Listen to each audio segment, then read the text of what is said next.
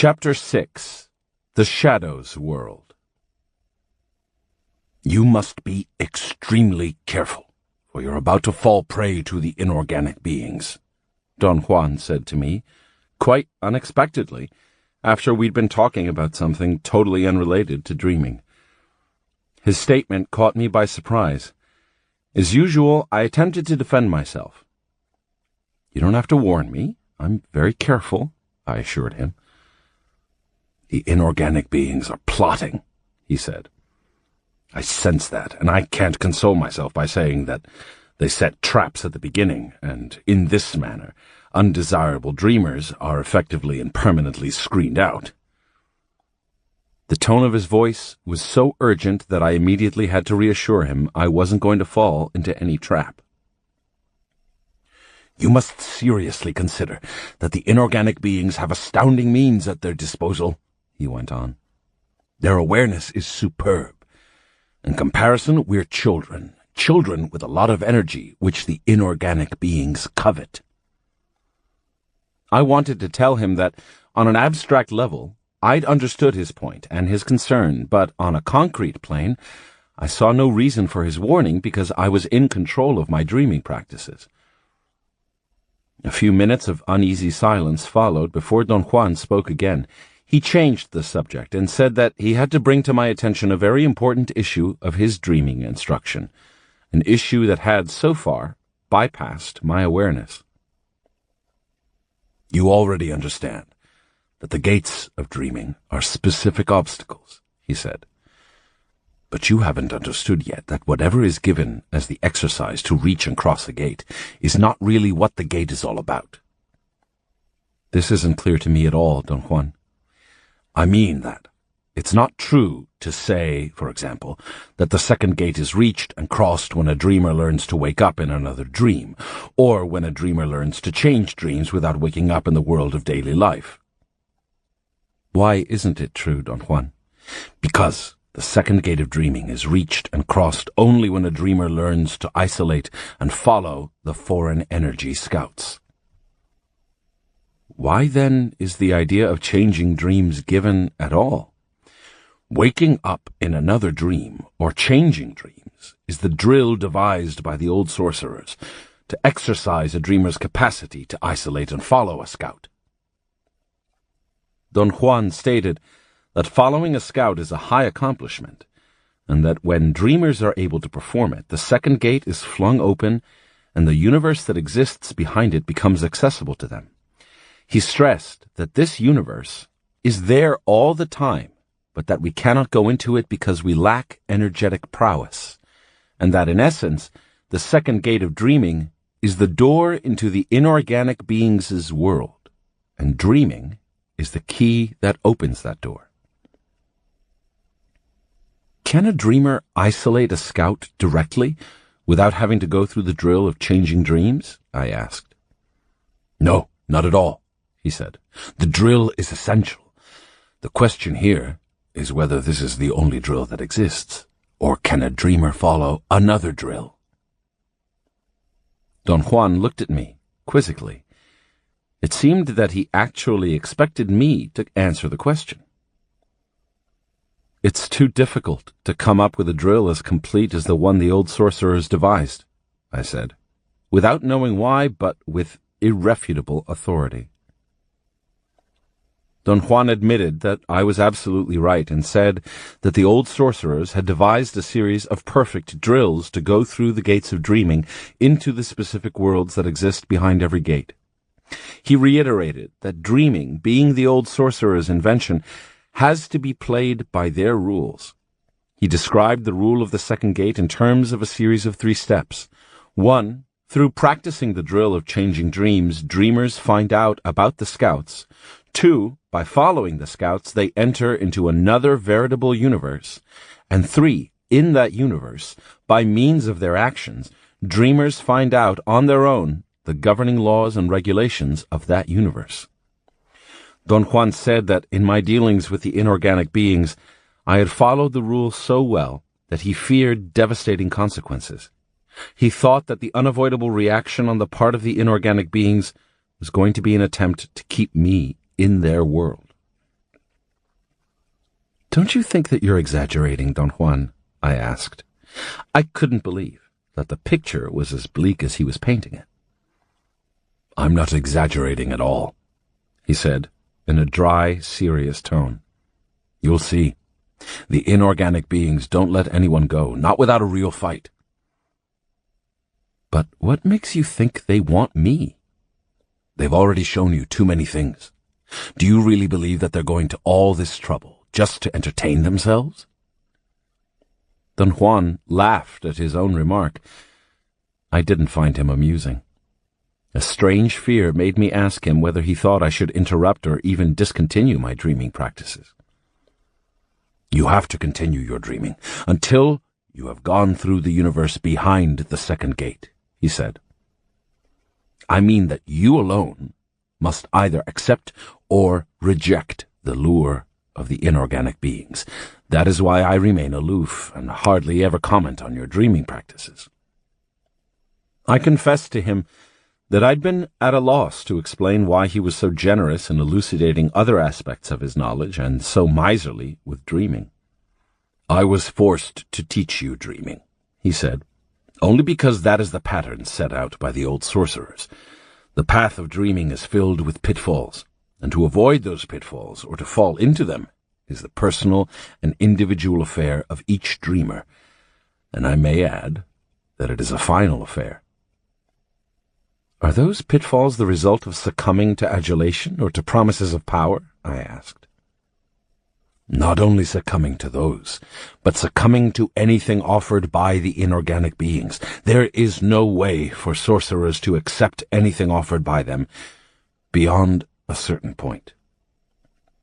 And what is that certain point, Don Juan? That point depends on us as individuals. The challenge is for each of us to take only what is needed from that world, nothing more. To know what's needed is the virtuosity of sorcerers, but to take only what's needed is their highest accomplishment. To fail to understand this simple rule is the surest way of plummeting into a pitfall. What happens if you fall, Don Juan?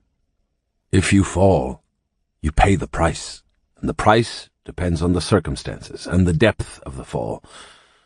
But there is really no way of talking about an eventuality of this sort because we are not facing a problem of punishment. Energetic currents are at stake here, energetic currents which create circumstances that are more dreadful than death.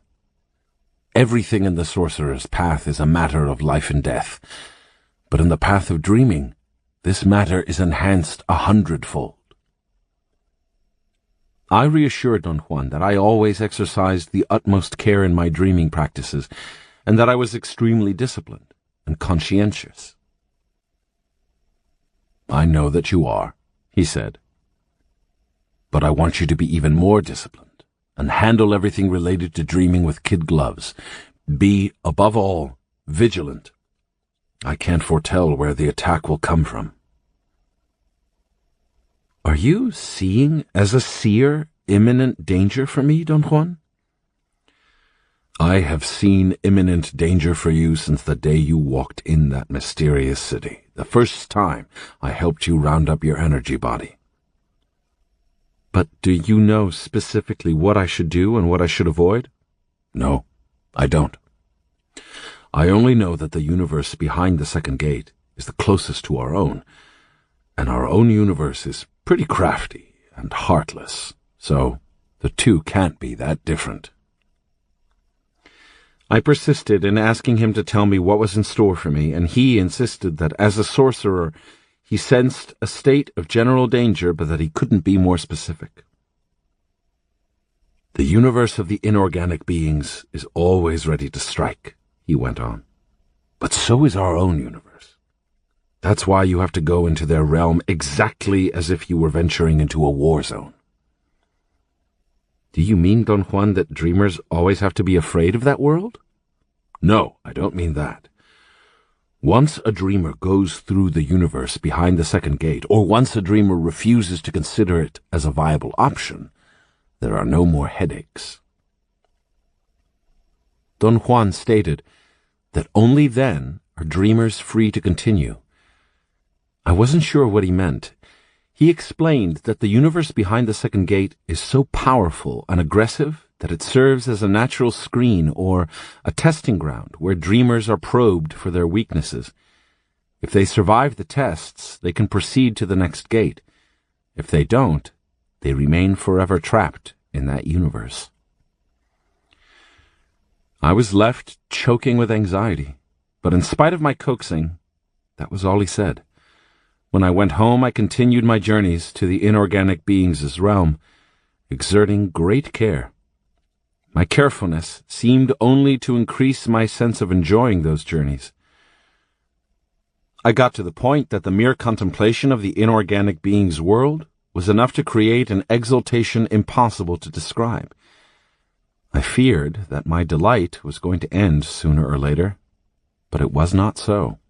Something unexpected made it even more intense.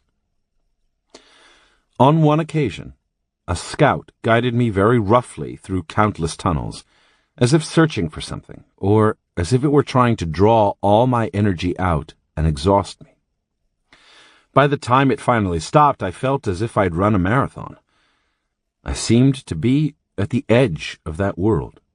There were no more tunnels, only blackness all around me. Then, something lit up the area right in front of me. There, light shone from an indirect source. It was a subdued light that rendered everything diffusely gray or brownish. When I became used to the light, I vaguely distinguished some dark, moving shapes. After a while, it seemed to me that focusing my dreaming attention on those moving shapes made them substantial. I noticed that there were 3 types. Some of them were round, like balls. Others were like bells, and others yet like gigantic, undulating candle flames. All of them were basically round and the same size. I judged that they were 3 to 4 feet in diameter. There were hundreds, perhaps even thousands of them. I knew that I was having a strange, sophisticated vision, yet those shapes were so real that I found myself reacting with genuine queasiness.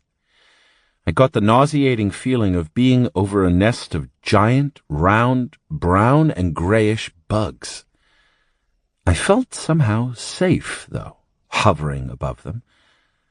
I discarded all these considerations, however, the moment I realized that it was idiotic of me to feel safe or ill at ease, as if my dream were a real-life situation. However, as I observed those bug-like shapes squirm, I became very disturbed at the idea that they were about to touch me.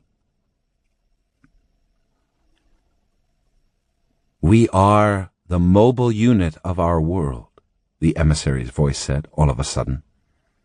"Don't be afraid. We are energy, and for sure we're not intending to touch you.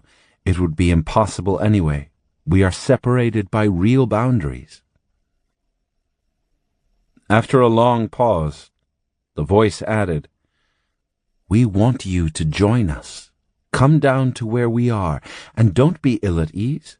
You are not ill at ease with the scouts, and certainly not with me. The scouts and I are just like the others. I am bell-shaped, and scouts are like candle flames." The last statement was definitely a cue of sorts for my energy body. On hearing it, my queasiness and fear vanished. I descended to their level, and the balls and bells and candle flames surrounded me. They came so close to me that they would have touched me had I had a physical body. Instead, we went through one another, like encapsulated air puffs.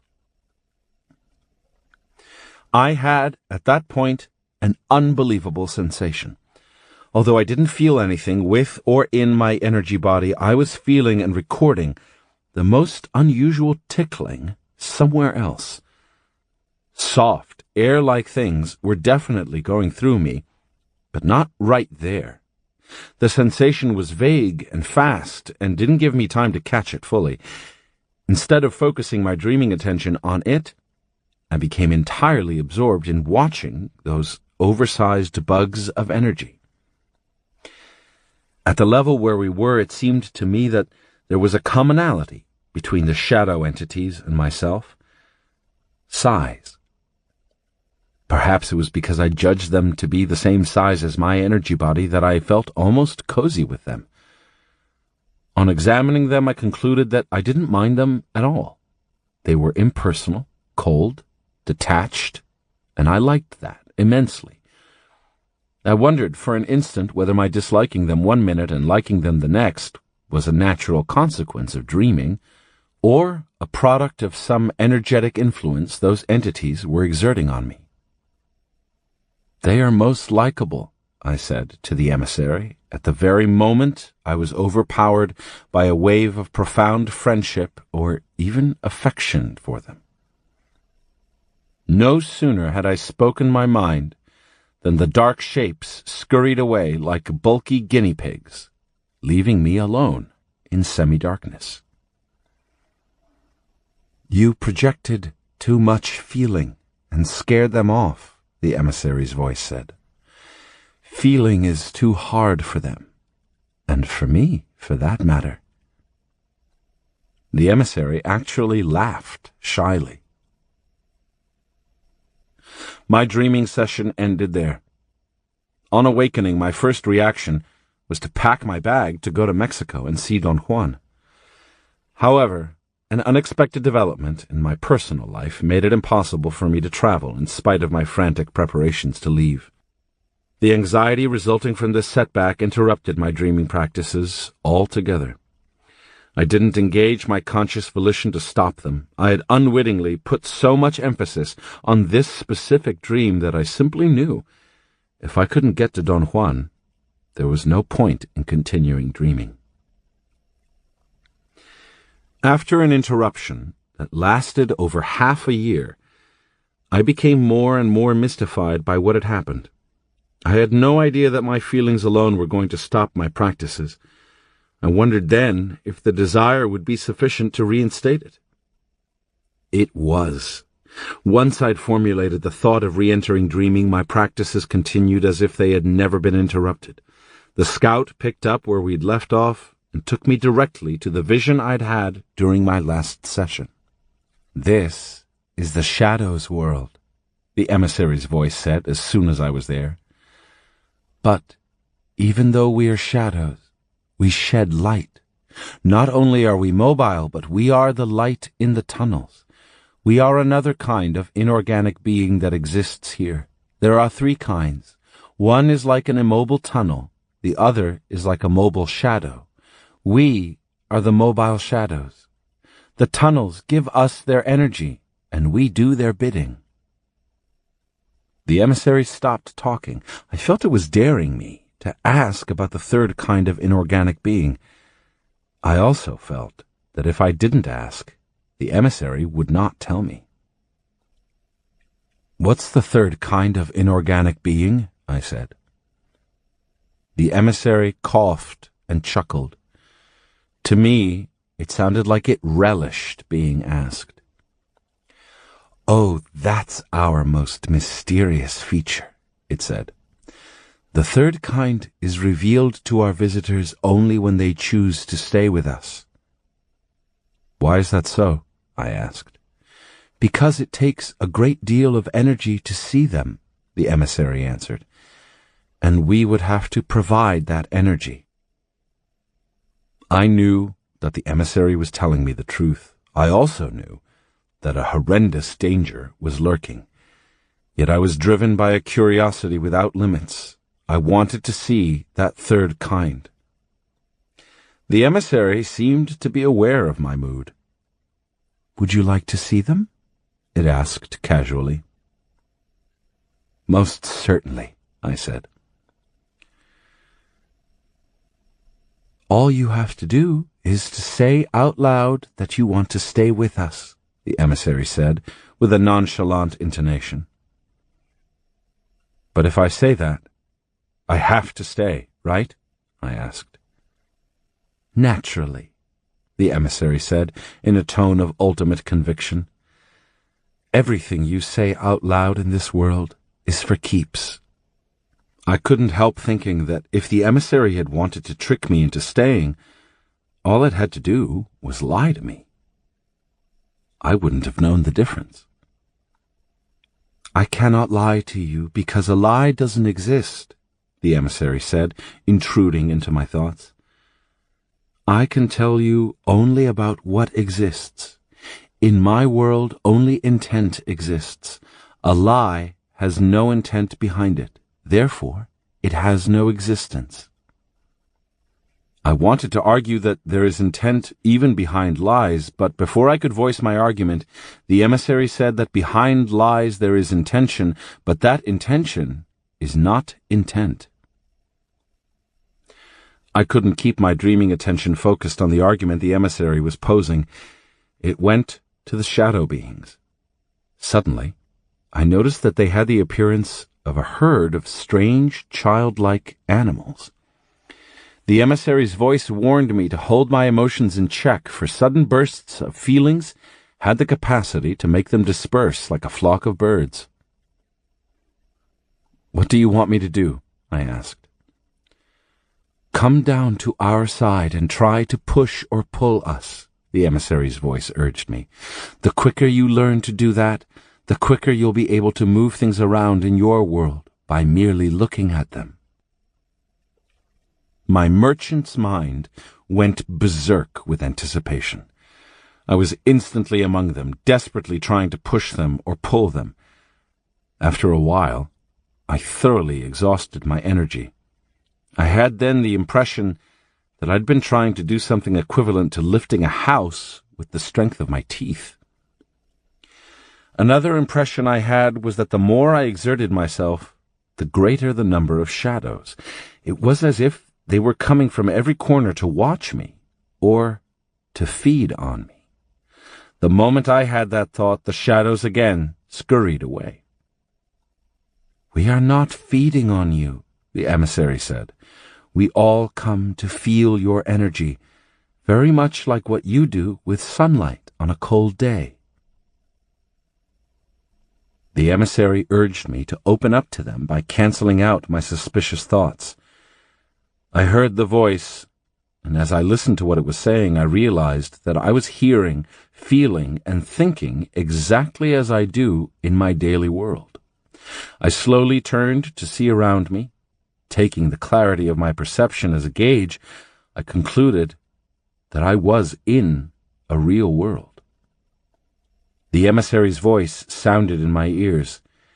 It said that, for me, the only difference between perceiving my world and perceiving theirs was that perceiving their world started and ended in the blink of an eye.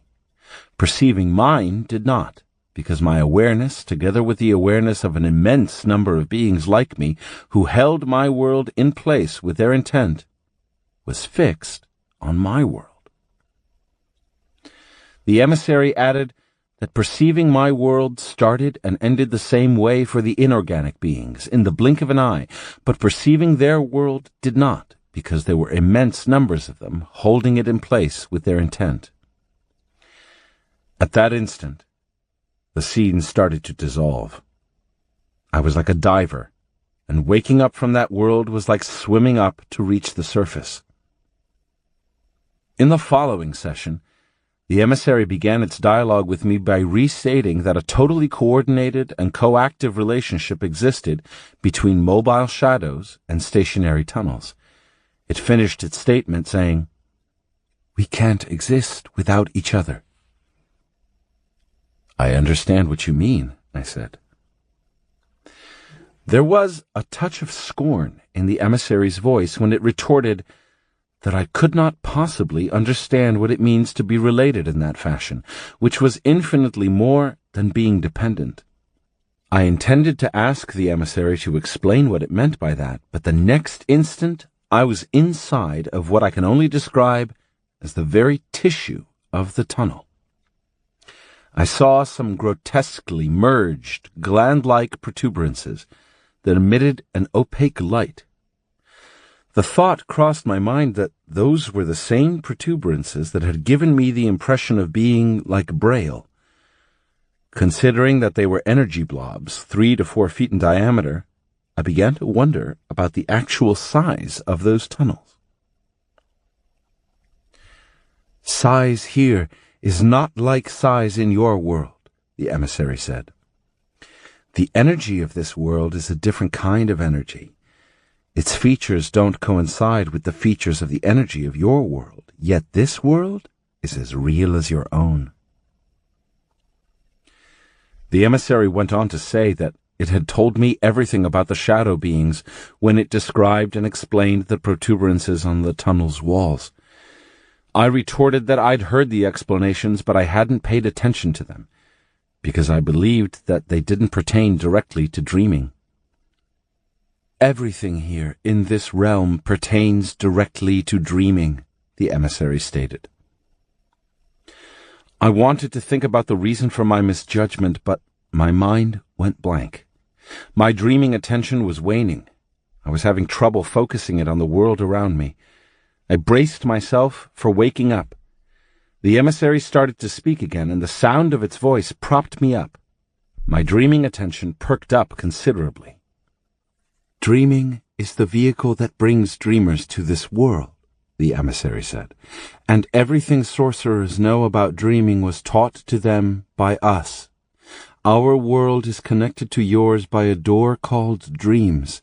We know how to go through that door, but men don't. They have to learn it. The emissary's voice went on explaining what it had already explained to me before. The protuberances on the tunnel's walls are shadow beings, it said. I am one of them. We move inside the tunnels, on their walls, charging ourselves with the energy of the tunnels, which is our energy. An idle thought crossed my mind. I was really incapable of conceiving a symbiotic relationship such as the one I was witnessing. If you would stay among us, you would certainly learn to feel what it is like to be connected as we are connected, the emissary said.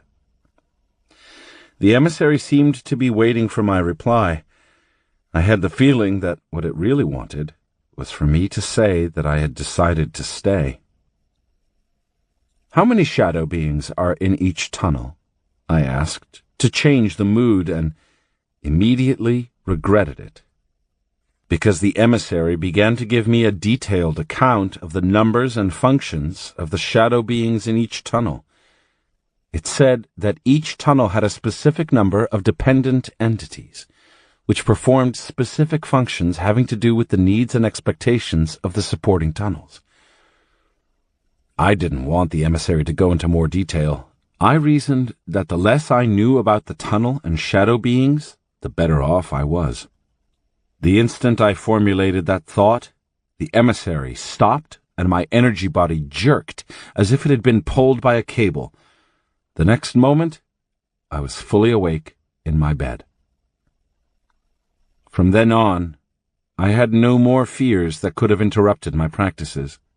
Another idea had begun to rule me, the idea that I had found unparalleled excitation. I could hardly wait every day to start dreaming and have the scout take me to the shadows world. The added attraction was that my visions of the shadows world became even more true to life than before. Judged by the subjective standards of orderly thoughts, orderly visual and auditory sensory input, orderly responses on my part, my experiences, for as long as they lasted, were as real as any situation in our daily world. Never had I had perceptual experiences in which the only difference between my visions and my everyday world was the speed with which my visions ended. One instant, I was in a strange, real world, and the next instant, I was in my bed. I craved Don Juan's commentaries and explanations, but I was still marooned in Los Angeles. The more I considered my situation, the greater my anxiety. I even began to sense that something in the inorganic being's realm was brewing at tremendous speed. As my anxiety grew, my body entered into a state of profound fright, although my mind was ecstatic in the contemplation of the shadows world. To make things worse, the dreaming emissary's voice lapsed into my daily consciousness. One day, While I was attending a class at the university, I heard the voice say over and over that any attempt on my part to end my dreaming practices would be deleterious to my total aims. It argued that warriors do not shy away from a challenge and that I had no valid rationale for discontinuing my practices. I agreed with the emissary. I had no intention of stopping anything, and the voice was merely reaffirming what I felt. Not only did the emissary change, but a new scout appeared on the scene. On one occasion, before I'd begun to examine the items of my dream, a scout literally jumped in front of me and aggressively captured my dreaming attention. The notable feature of this scout was that it did not need to go through any energetic metamorphosis. It was a blob of energy from the start. In the blink of an eye, the scout transported me, without my having to voice my intent to go with it, to another part of the inorganic being's realm, the world of the saber-toothed tigers. I've described in my other works glimpses of those visions. I say glimpses because I didn't have sufficient energy then to render these perceived worlds comprehensible to my linear mind. My nightly visions of the saber-toothed tigers occurred regularly for a long time, until one night, when the aggressive scout that had taken me for the first time to that realm suddenly appeared again. Without waiting for my consent, it took me to the tunnels. I heard the emissary's voice. It immediately went into the longest and most poignant sales pitch I'd heard so far. It told me about the extraordinary advantages of the inorganic being's world.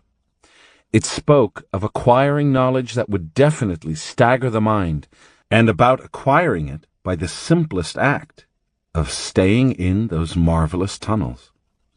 It spoke of incredible mobility, of endless time to find things, and above all, of being pampered by cosmic servants that would cater to my slightest whims.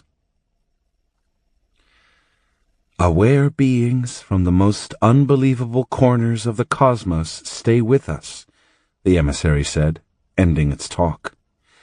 And they love their stay with us. In fact, no one wants to leave. The thought that crossed my mind at that moment was that servitude was definitely antithetical to me. I had never been at ease with servants or with being served. The scout took over and made me glide through many tunnels. It came to a halt in a tunnel that seemed somehow larger than the others. My dreaming attention became riveted on the size and configuration of that tunnel, and it would have stayed glued there had I not been made to turn around. My dreaming attention focused then on a blob of energy a bit bigger than the shadow entities. It was blue, like the blue in the center of a candle's flame. I knew that this energy configuration was not a shadow entity, and that it did not belong there. I became absorbed in sensing it. The scout signaled me to leave, but something was making me impervious to its cues. I remained uneasily where I was. However, the scout's signaling broke my concentration, and I lost sight of the blue shape. Suddenly, a considerable force made me spin around and put me squarely in front of the blue shape.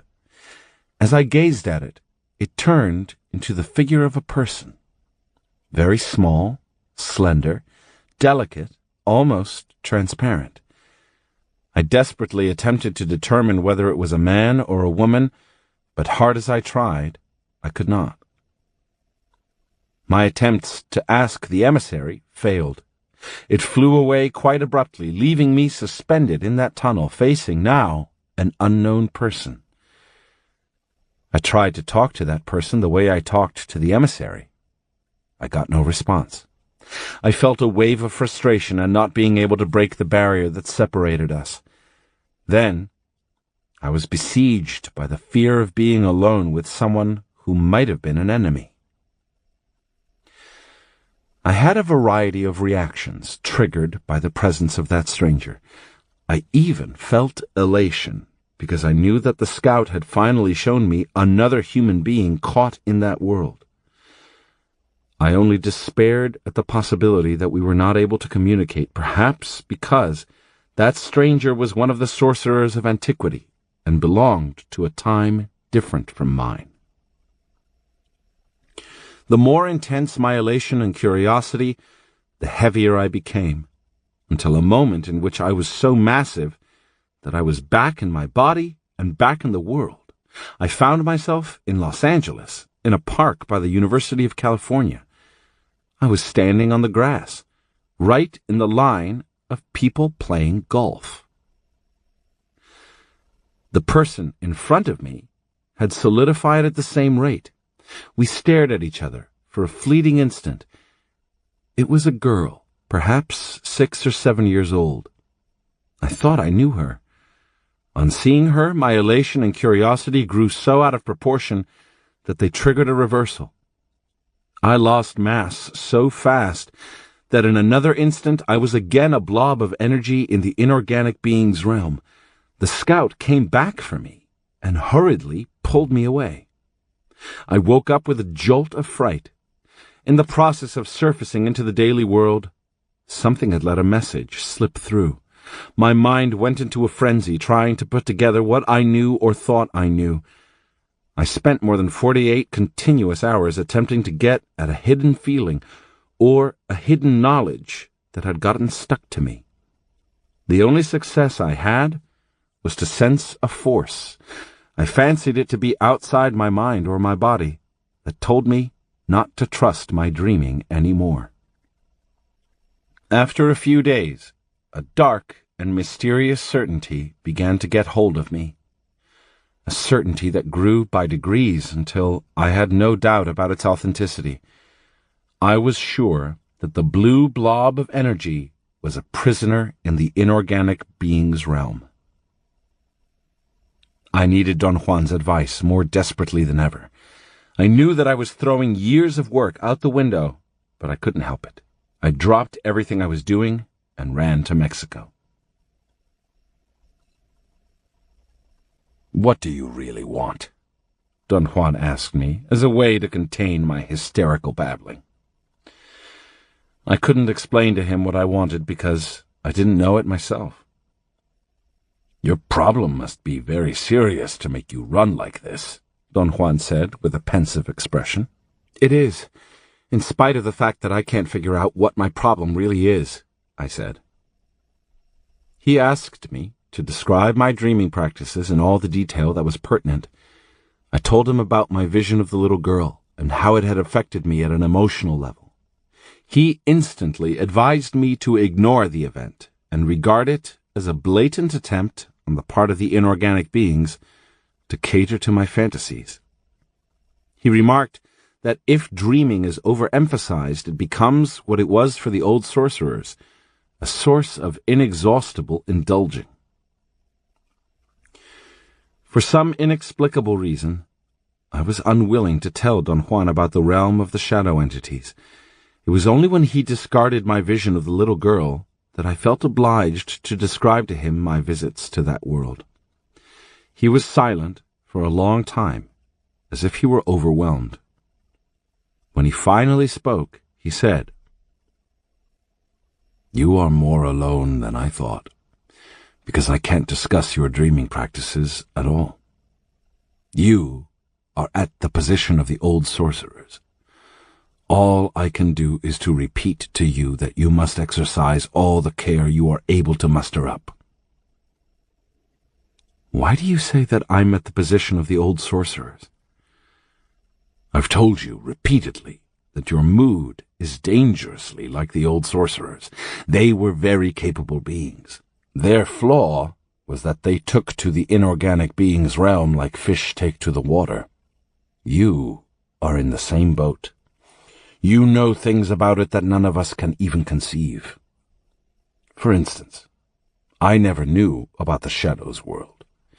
Neither did the Nagual Julian or the Nagual Elias, in spite of the fact that he spent a long time in the world of the inorganic beings. But what difference does knowing the Shadows world make? A great deal of difference. Dreamers are taken there only when the inorganic beings are sure the dreamers are going to stay in that world. We know this through the old sorcerer's stories. I assure you, Don Juan, that I have no intention whatsoever of staying there. You talk as if I'm just about to be lured by promises of service or promises of power. I'm not interested in either, and that's that.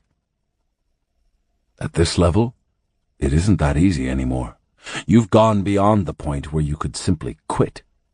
Besides, you had the misfortune of being singled out by a watery inorganic being. Remember how you tumbled with it, and how it felt? I told you then that watery inorganic beings are the most annoying. They are dependent and possessive, and once they sink their hooks, they never give up. And what does that mean in my case, Don Juan? It means real trouble. The specific inorganic being who's running the show is the one you grabbed that fatal day. Over the years, it's grown familiar with you. It knows you intimately. I sincerely remarked to Don Juan that the mere idea that an inorganic being knew me intimately made me sick to my stomach. When dreamers realize that the inorganic beings have no appeal, he said, it's usually too late for them, because by then the inorganic beings have them in the bag. I felt in the depths of me that he was talking abstractly about dangers that might exist theoretically but not in practice. I was secretly convinced there was no danger of any sort. I'm not going to allow the inorganic beings to lure me in any way, if that's what you're thinking, I said. I'm thinking that they're going to trick you, he said, like they tricked the Nagual Rosendo. They are going to set you up, and you won't see the trap or even suspect it. They are smooth operators. Now they've even invented a little girl.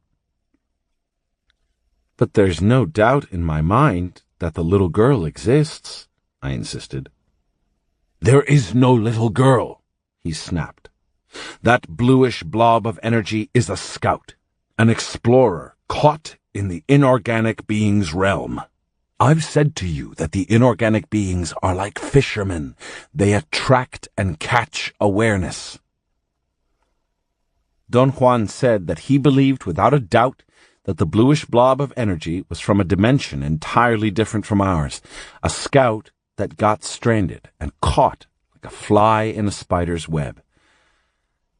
I didn't appreciate his analogy. It worried me to the point of physical discomfort.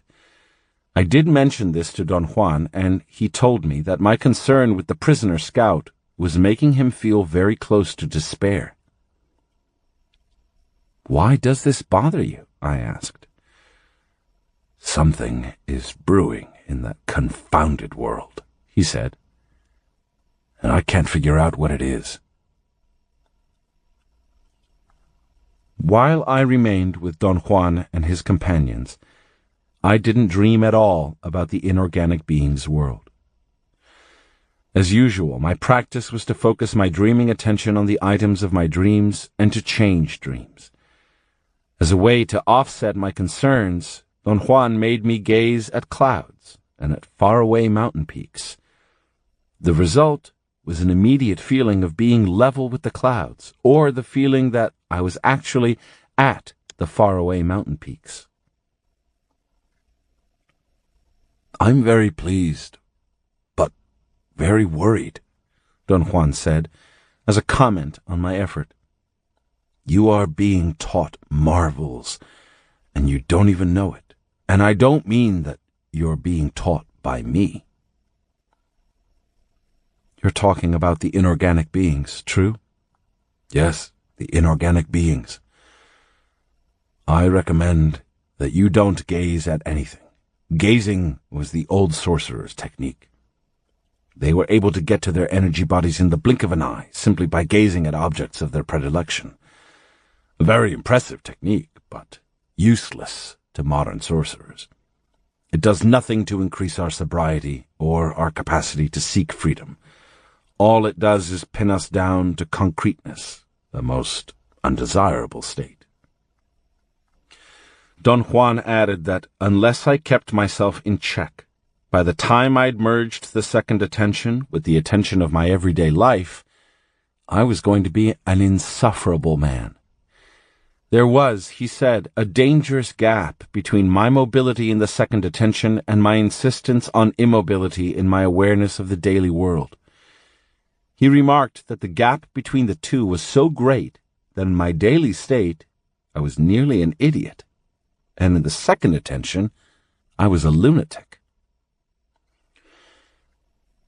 Before I went home, I took the liberty of discussing my dreaming visions of the shadows world with Carol Tiggs, although Don Juan had advised me not to discuss them with anybody. She was most understanding and most interested, since she was my total counterpart. Don Juan was definitely annoyed with me for having revealed my troubles to her. I felt worse than ever. Self-pity possessed me, and I began to complain about always doing the wrong thing. "You haven't done anything yet," Don Juan snapped at me. "That much I know." Was he right? On my next dreaming session at home, all hell broke loose. I reached the shadows world, as I'd done on countless occasions. The difference was the presence of the blue energy shape. It was among the other shadow beings. I felt it was possible that the blob had been there before, and I hadn't noticed it. As soon as I spotted it, my dreaming attention was inescapably attracted to that blob of energy. In a matter of seconds, I was next to it. The other shadows came to me as usual, but I paid no attention to them. All of a sudden, the blue round shape turned into the little girl I had seen before. She craned her thin, delicate, long neck to one side and said in a barely audible whisper, "Help me." Either she said that, or I fantasized that she said it. The result was the same. I stood frozen, galvanized by genuine concern. I experienced a chill, but not in my energy mass. I felt a chill in another part of me. This was the first time I was completely aware that my experience was thoroughly separate from my sensorial feelings. I was experiencing the shadows world with all the implications of what I normally consider experiencing. I was able to think, to assess, to make decisions. I had psychological continuity. In other words, I was myself. The only part of me that was missing was my sensorial self. I had no bodily sensations. All my input came through seeing and hearing. My rationality then considered a strange dilemma. Seeing and hearing were not physical faculties, but qualities of the visions I was having. "You are really seeing and hearing," the emissary's voice said, erupting into my thoughts. "That is the beauty of this place. You can experience everything through seeing and hearing without having to breathe. Think of it. You don't have to breathe. You can go anywhere in the universe and not breathe." A most disquieting ripple of emotion went through me. And again, I didn't feel it there in the shadows world. I felt it in another place. I became enormously agitated by the obvious yet veiled realization that there was a live connection between the me that was experiencing and a source of energy, a source of sensorial feeling located somewhere else. It occurred to me that this somewhere else was my actual physical body, which was asleep in my bed. At the instant of this thought, the shadow beings scurried away, and the little girl was alone in my field of vision. I watched her and became convinced that I knew her. She seemed to falter, as if she were about to faint. A boundless wave of affection for her enveloped me. I tried to speak to her, but I was incapable of uttering sounds. It became clear to me then that all my dialogues with the emissary had been elicited and accomplished by the emissary's energy. Left to my own devices, I was helpless. I attempted, next, to direct my thoughts to the little girl. It was useless. We were separated by a membrane of energy I could not pierce. The little girl seemed to understand my despair and actually communicated with me directly into my thoughts. She told me essentially what Don Juan had already said, that she was a scout caught in the webs of that world. Then she added that she had adopted the shape of a little girl because that shape was familiar to me and to her, and that she needed my help as much as I needed hers. She said this to me in one clump of energetic feeling, which was like words that came to me all at once. I had no difficulty understanding her, although this was the first time anything of the sort had happened to me. I didn't know what to do. I tried to convey to her my sensation of incapacity. She seemed to comprehend me instantly. She silently appealed to me with a burning look.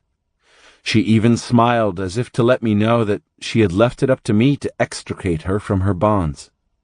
When I retorted in a thought that I had no abilities whatsoever, she gave me the impression of a hysterical child in the throes of despair. I frantically tried to talk to her.